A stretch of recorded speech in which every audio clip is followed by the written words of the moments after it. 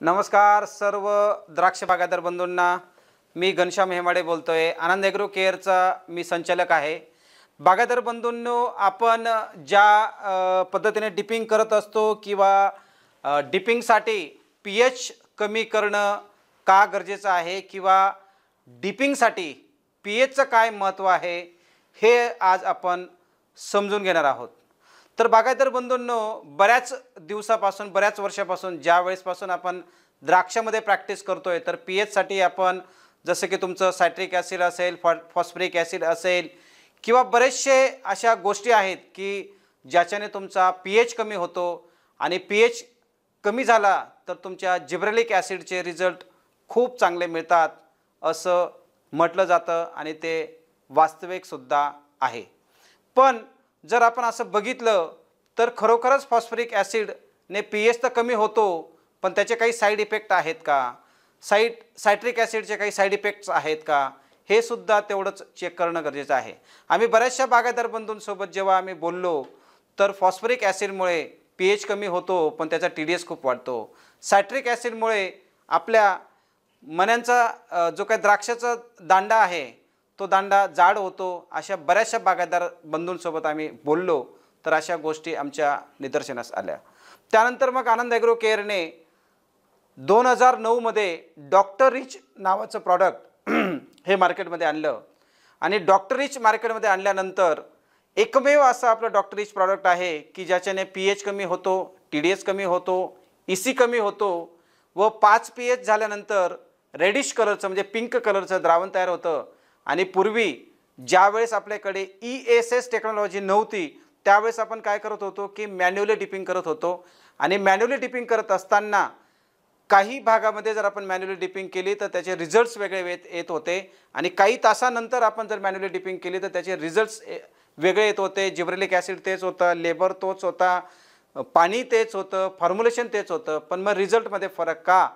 तर आपण ज्या मॉर्निंगला पीएच ज्याचा बनवला होता तर आफ्टरनूनला त्या पीएचमध्ये बरेचसे फ्लक्च्युएशन आपल्याला दिसून येत होते। मग त्यावरतीच आनंद ॲग्रो केअरने डॉक्टर रिच नावाचं उत्पादन आणलं आणि डॉक्टर रिच जेव्हा शेतकरी बंधूंना आम्ही त्याच्या ट्रायल्स दिल्या आणि ह्या सगळ्या ट्रायलमध्ये डॉक्टर रिच ज्यांनी वापरलं त्यांना अतिशय उत्तम रिझल्ट्स मिळून आले, कारण की डॉक्टर रिच हे ऑर्गॅनिक ॲसिडपासून बनवलेलं एकमेव उत्पादन आहे की ज्याच्याने तुमचा पीएच कमी होतो, TDS कमी होतो, EC कमी होतो, 5 pHला त्याचा पिंक कलर जो रेडिश कलर जो आहे तो रेडिश कलर दाखवतो आणि सगळ्यात महत्त्वाचं डॉक्टर रिच या प्रॉडक्टने तुमचा पीएच हा स्टेबल असतो की जो की अर्धा एकरचे रिझल्ट्स आणि दुसऱ्या अर्धा एकरचे रिझल्ट ज्याच्यामध्ये 2-4 तासाचा जरी गॅप असेल तरी त्याचे तफावत आपल्याला जे दिसत होती ती डॉक्टर रिचमुळे दिसत नव्हती आणि दिसत नाही आहे।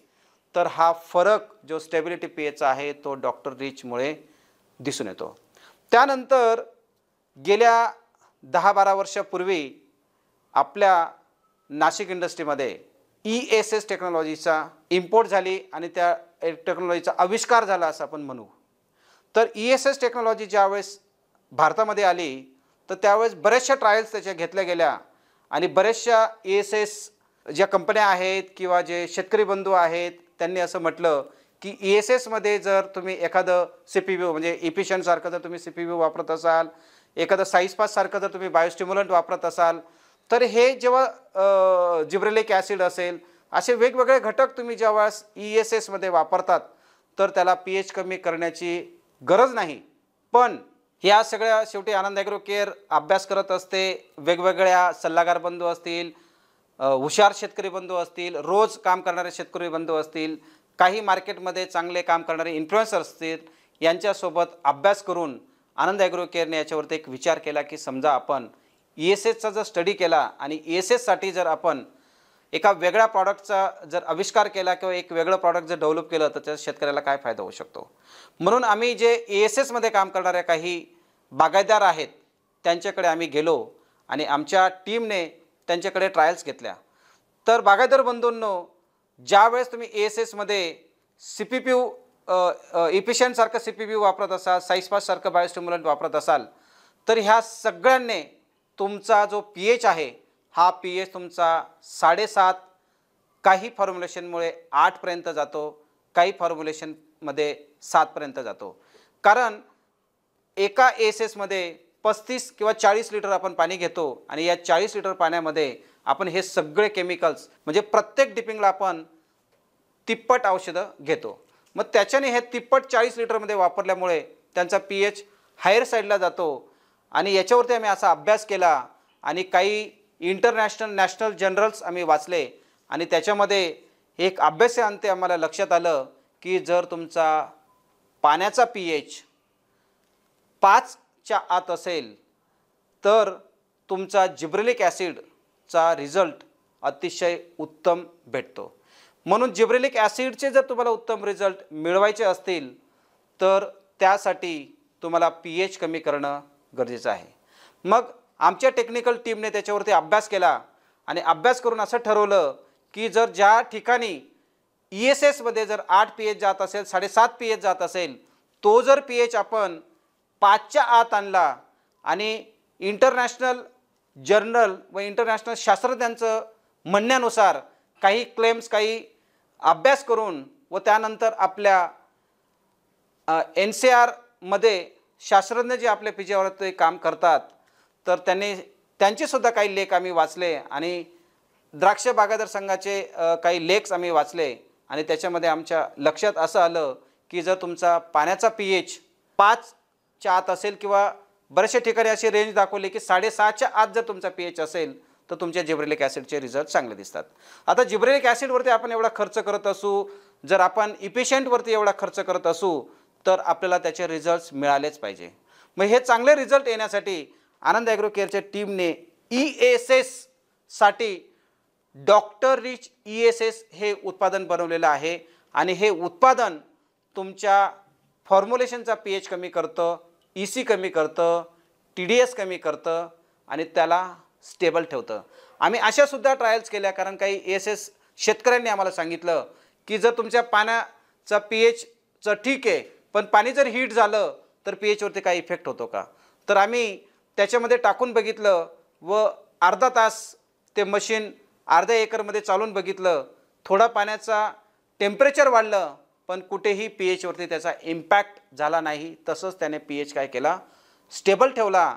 आणि ज्या ज्या बागायतदार बंधूंनी आता अर्लीमध्ये डॉक्टर रिच ESSचा वापर केला त्यांना अतिशय चांगले परिणाम दिसून आले.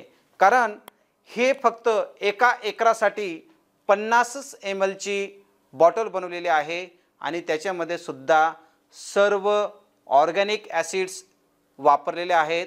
म्हणून या ऑर्गॅनिक ॲसिडने तुमचा कुठंही TDS वाढत नाही. तो तुमचा pH कमी करतो, TDS कमी करतो आणि EC कमी करतो. आणि फार काही ते खर्चिक प्रॉडक्ट नाही आहे कारण पूर्ण ESS एका एकरासाठी तुम्हाला फक्त 50 mlच वापरायचं आहे. तर बागायतदार बंधूंनो आमच्या आनंद ॲग्रो केअरच्या सर्व वितरक बंधूंकडे ते उपलब्ध आहे. तर तुम्ही सर्वांनी एकदा तरी डॉक्टर रिच ESS वापरून बघा आणि त्याचे परिणाम बघा. कारण की ESSवरती होणारा खर्च 1 लिटर आपण बायोस्टिम्युलंट CPPU GA एखादं बुरशीनाशक किंवा एखादं काहीतरी कॅल्शियमसारखे आपण प्रॉडक्ट त्याच्यामध्ये वापरत असतो. तर ह्या सगळ्या खर्चांच्या मागे एक छोटासा खर्च जर आपण केला तर नक्कीच आपण या खर्चामध्ये बचत करू शकतो आणि 100% PGRचे जे रिझल्ट्स पाहिजे आपल्याला ते मिळू शकतात. असंच सगळे नवनवीन व्हिडिओ बघण्यासाठी अधिक माहिती घेण्यासाठी तुम्ही आनंद ॲग्रो केअरच्या सोशल मीडियावरती फेसबुकला तुम्ही आम्हाला लाईक करा, आमच्या यूट्यूब चॅनल आमचा सबस्क्राईब करून घ्या, इंस्टाग्रामवरती आम्ही अवेलेबल आहोत. त्या सगळ्या प्लॅटफॉर्मवरती आनंद ॲग्रो केअर तुम्हाला मार्गदर्शन करण्याचा प्रयत्न करत असते आणि तुम्ही आम्हाला नक्कीच फॉलो कराल अशी मी अपेक्षा करतो. धन्यवाद माझ्या द्राक्ष बागायतदार बंधूंनो, धन्यवाद. क्रांती केली शेतीमध्ये आनंद ॲग्रो केअरने, आनंद